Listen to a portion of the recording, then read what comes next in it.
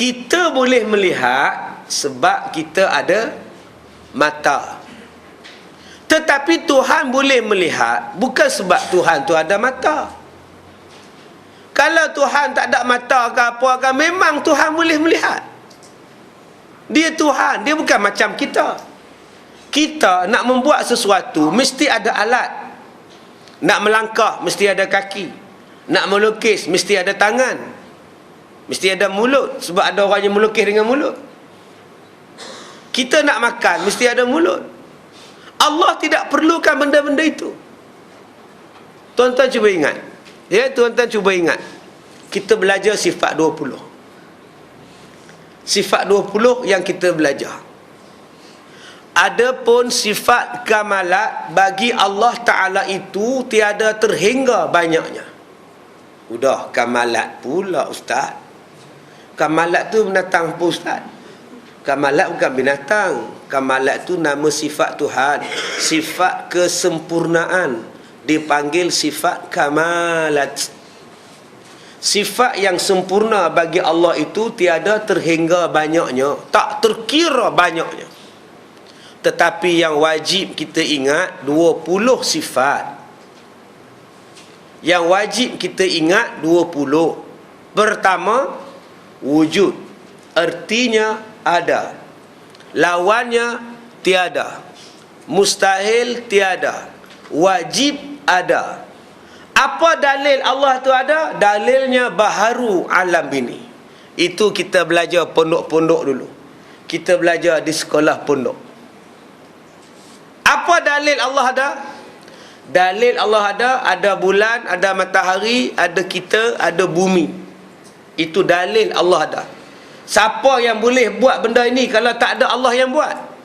Dalil Allah tu ada ialah adanya makhluk. Dalil Allah tu adanya langit. Soalan saya nak tanya pada tuan-tuan, kalau langit tak ada, kalau makhluk tak ada, kalau orang tak ada, kalau bulan tak ada, Tuhan ada tak? Geleng tu ada dua. Satu tak tahu, satu tak ada. Mana satu? Kalaulah dunia ni kosong, langit tak ada, apa pun tak ada, orang tak ada, papedom tak ada, apa pun tak ada, bumi tak ada, bintang, bulan, gerhana tak ada, apa pun tak ada. Soalan dia, Allah ada? Allah tetap ada. Boleh faham? Jangan tuan-tuan kata pula dengan sebab kita ada lah Allah ada. Jangan pun murtad siapa cakap macam itu. Kita tak ada pun Allah ada. Bumi tak ada pun Allah ada. Tetap Allah ada. Allah saja buat bumi alam ini. Sifat buat pada Allah itu dipanggil sebagai harus. Nama dia mungkin. Harus buat. Boleh Allah buat. Dan boleh juga kalau Allah tak nak buat. Kita ni kalau Allah tak buat pun tak apa. Allah tetap ada. Kalau kita kahwin, belum tentu kita ada anak. Jangan tuan-tuan marah, kenapa saya tak ada anak? Kenapa bila kahwin tak ada anak? Pelik betul. Orang lain lepas kahwin beranak-beranak. Ada kawan saya tu Ustaz, sebulan lepas kahwin beranak Ustaz. Kenapa saya dah bertahun-tahun tak ada beranak? Kata tu. Bukanlah wajib Allah bagi ada anak. Bukan kata kahwin mesti dapat anak lepas tahun. Belum. Kadang-kadang saya mati tak dapat. Sebab bukan wajib pada Allah buat anak pada kita. Dia buat tu nama dia harus. Rahmat Allah bagi pada kita anak. Rahmat. Tapi kita nak paksa tak boleh.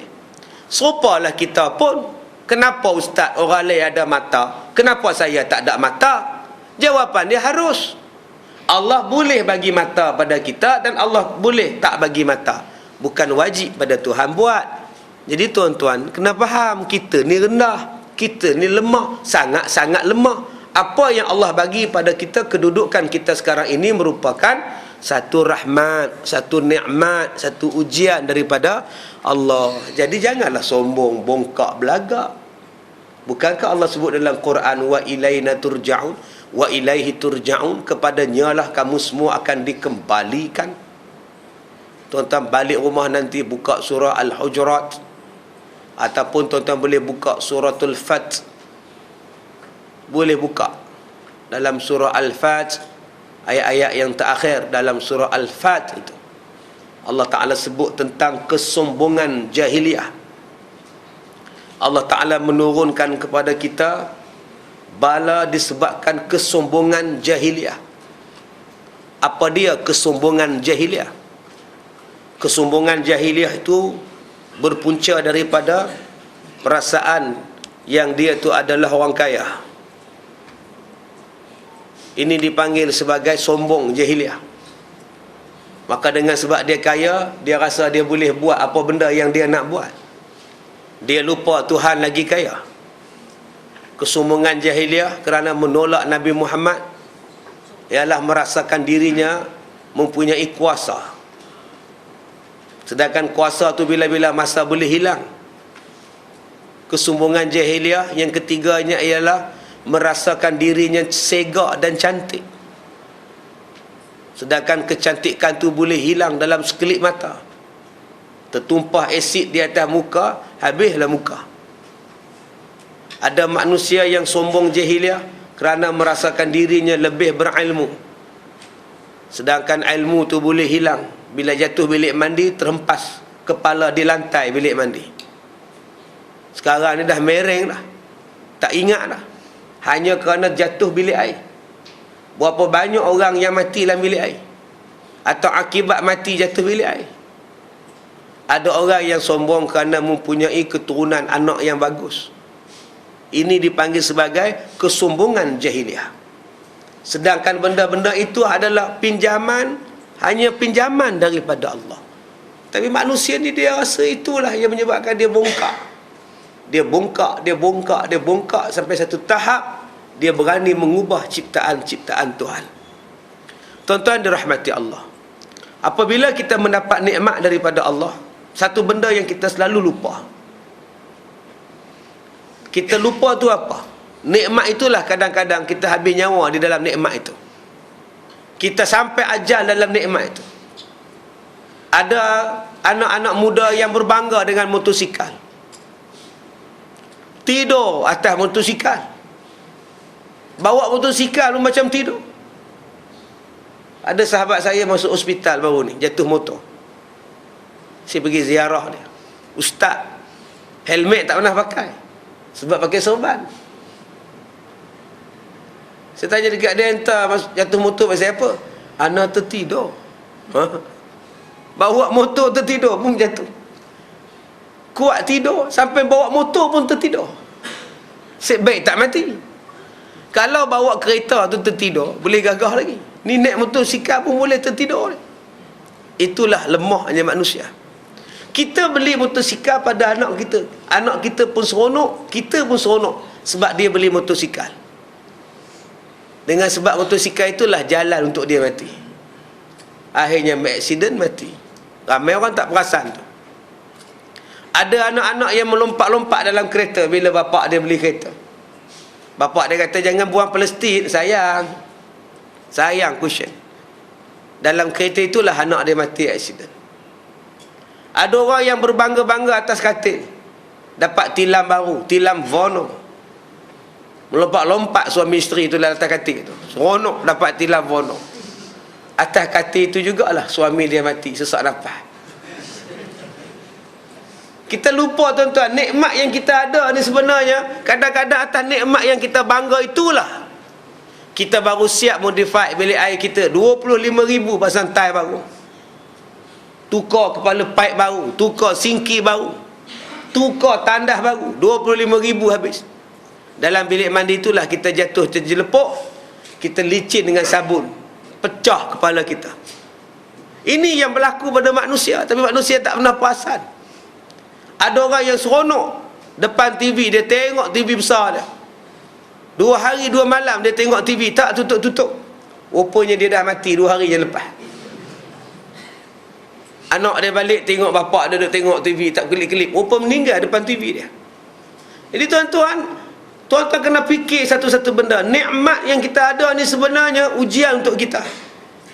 Dia bukan ada apa-apa. Sebab tu kita tak boleh sombong. Hatta tidak boleh sombong dengan binatang sekalipun. Saya sebut pada tuan-tuan kisah semalam, kisah binatang kita kena hormat. Ada satu kisah tuan-tuan, seorang perempuan yang dirompak oleh satu golongan yang mencuri di zaman Rasulullah. Mereka ni datang mencuri, mencolek dan membunuh. Membunuh, mencuri dan mencolek. Membunuh siapa? Membunuh penjaga unta zakat. Mencolek siapa? Mencolek perempuan, anak orang yang jaga unta. Mencuri apa? Mencuri unta zakat. Depa orang Arab Badui datang ke Madinah, Nabi layan baik-baik, depa bunuh, depa bawa lari. Bawa lari tuan-tuan, termasuk yang dibawa lari ialah unta Rasulullah yang bernama Adba. Namanya apa? Adba. Unta Nabi. Unta Nabi ni ada dua. Satu nama Qashwa, satu lagi namanya Adba. Dua-dua unta ni seluruh orang Madinah kenal. Ini unta Rasul, ini unta Rasul. Ini unta Nabi, ini unta Nabi. Semua orang kenal. Perompak datang bawa lari unta-unta ni, termasuk seekor unta Nabi. Unta Nabi pun mereka balun dengan seorang perempuan. Bila sampai di tengah malam di padang pasir, perempuan ini berjaya melarikan diri daripada kumpulan yang merompak. Maka dia nak lari tak boleh kalau dia berjalan kaki. Maka dia pilih unta-unta yang duduk di luar kemah. Pegang unta ni menjerit, pegang unta ni bising, pegang unta ni melompat. Bila dipegangnya unta Rasulullah diam. Kata perempuan ni, unta ni bagus, tak cakap banyak. Dia lompat atas unta ni, dia berjalan. Sampailah dia ke Madinah. Dalam hati dia kata, kalau aku sampai ke Madinah, aku nazar, aku nak sembelih unta ni. Dia tak tahu tu unta Nabi. Sampai ke Madinah tuan-tuan siang, orang Madinah terkejut sebab nampak unta Rasulullah perempuan ni bawa. Mereka pakai ikut perempuan dengan unta Nabi ni sampai depan rumah Rasulullah. Maka Rasulullah kata, syukur kamu selamat. Di manakah mereka menyembunyikan kamu, menyorok kamu semua? Perempuan ni ceritalah apa semua. Perempuan ni pun balik ke rumah. Unta ni tinggal rumah Nabi. Besok hari perempuan ni datang balik. Wahai Rasulullah, saya nak khabar pada Rasulullah. Sebenarnya saya sudah nazar, kalau saya selamat, saya nak korban, nak sembelih unta semalam. Rasulullah bangun tuan-tuan. Merah mata Rasulullah. Perempuan jenis apa kamu ni? Dahlah kamu bawa dia, kamu naik atas belakang dia, dia bawa kamu, kamu tunggang atas dia, dia selamatkan kamu sampai ke sini, sampai hati kamu nak bunuh dia, nak sembelih dia. Masalahnya Rasulullah, saya sudah nazar, tak sah nazar kamu. Ini bukan harta kamu, ini bukan unta kamu. Nampak tuan-tuan, punya teruknya manusia ni. Duk tepuk unta, laju kuda, laju unta, laju. Nanti kita makan kamu ya. Tak kemenung kamu unta tuan-tuan. Di mana sifat kita dengan manusia, sifat dengan makhluk? Satu hari Nabi tengok dua orang laki-laki duduk di atas dua ekor unta sambil menyembang. Macam kita lah naik motor sampai kepala simpang tu berhenti menyembang. Seorang duduk atas motor, seorang lagi pun duduk atas motor menyembang. Nabi tengok mereka ni naik unta, naik kuda, dua-dua naik kuda, masing-masing berdiri duduk atas kuda sambil berbual-bual. Nabi tegur kedua-duanya, bukankah lebih baik kalau kamu bagi kuda ni rehat, kamu turun ke bawah biar kuda ni rehat? Yang kamu duduk di atas kuda ni lama-lama sakit kuda, lenguh dah. Dahlah kamu berjalan satu pekan naik kuda, berhenti pun kamu naik dia lagi, turun kamu.